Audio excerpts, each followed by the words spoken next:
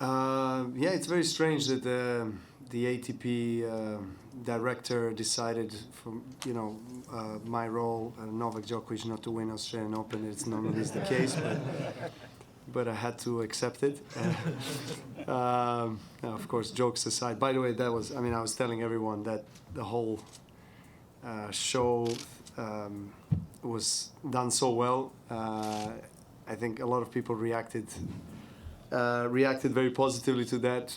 I enjoyed it so much. I think ATP has done a great job, media and content team, to finally present us in our real light with our real names. It's tough because I really want to play tennis. I really want to practice, and that time that you're not practicing, the rest of the players are practicing. To be better than you. So that's difficult to deal with. But really happy with all the days that I've been doing. My average level that kind of just shows up for every match has gotten a lot better. I feel like before I'd take a lot of losses where I'd walk off the court and be like, wow, I played really bad.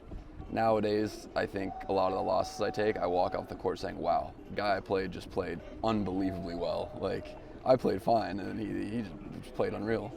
So I guess that's better than the other way around. But I think I'm returning a lot better. I think my forehand's just way more solid, consistent. Feel like confident attacking with it on big moments. I'm moving better. I think over the last 2.5, 3 years, like those have been the big changes that have just allowed me to consistently just be a better player. Normal and teenage life. What do you do away from the court to keep relaxed? I like yesterday I was watching a little bit of Drive to Survive Formula One.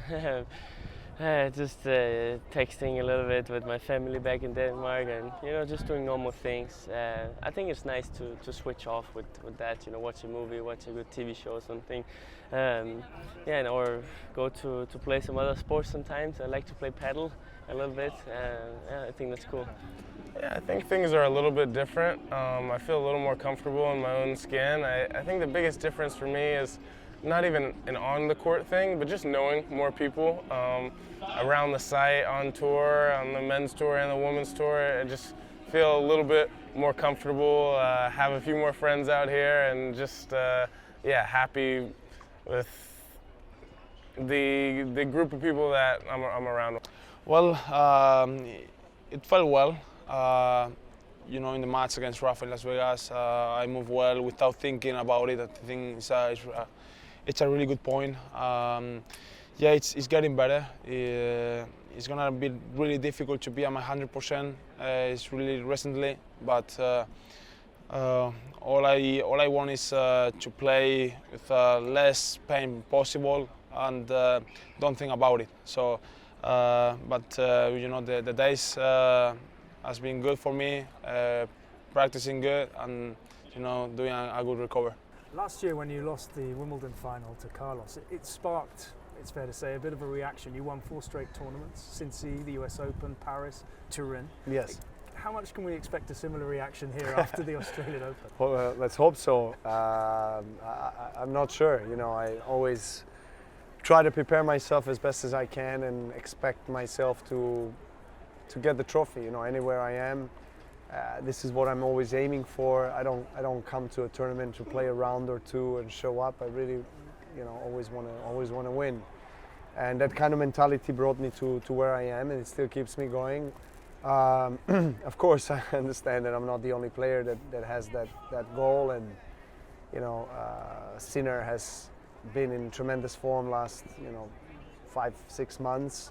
You have, of course, Alcaraz, Medvedev, Rune, so many great players that are on the tour that have been playing many tournaments also between Australia and here. No, I think it's, this is how it works, especially in this sport. There are always some moments throughout the whole season where some player is playing a little bit better than the other one, and I think it's just an inspiration, and trying to get better, to watch out for a man trying to beat, but honestly, look, here is Carlos is playing really well.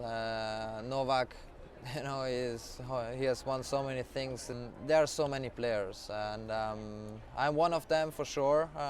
So let's see what's coming this week. Still learning? It sounds like you're still learning all the time.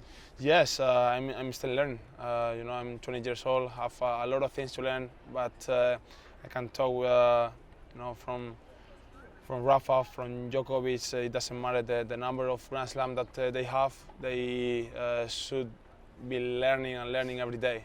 You know, that's life, and you know, the tennis is you know, is increasing and is growing, and you have to grow with the tennis as well. So that's what I'm thinking about, to learn every day.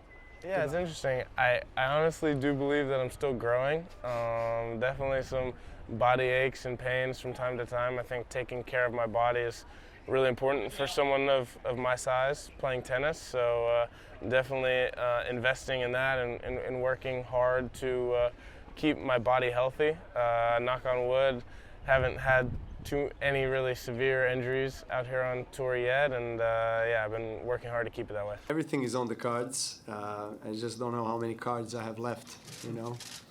Let's see.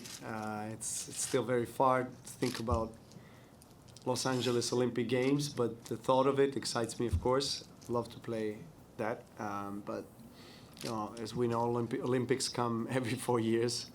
I can't really commit to that yet. I think I'll take it year by year and just see how body serves me, how, you know, passionate and committed I am really, how much motivation do I really have to do what I have done most of my life, day in, day out, you know. It's becoming harder and harder, you know, but I still love this sport and still have been competing at the highest level and still number one. So I feel, you know, at the moment that I still want to keep going and keep trying to make more history, you know. So let's see how far I go. Well, for sure, I'm not happy to be outside the top 10. Who would be? I would love to see myself again back into the top 10 because it feels much nicer and warmer in there than it does outside the top 10, which feels a little bit foreign, something that I haven't felt in a while.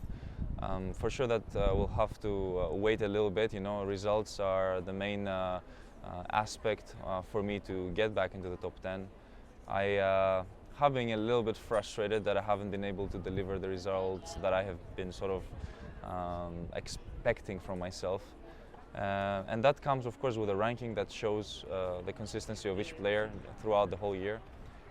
I will try and push bigger in the next few weeks. I will try and up my level. You know, this is something that doesn't necessarily worry me, but it drives me even more to go out there and have bigger things done with my tennis.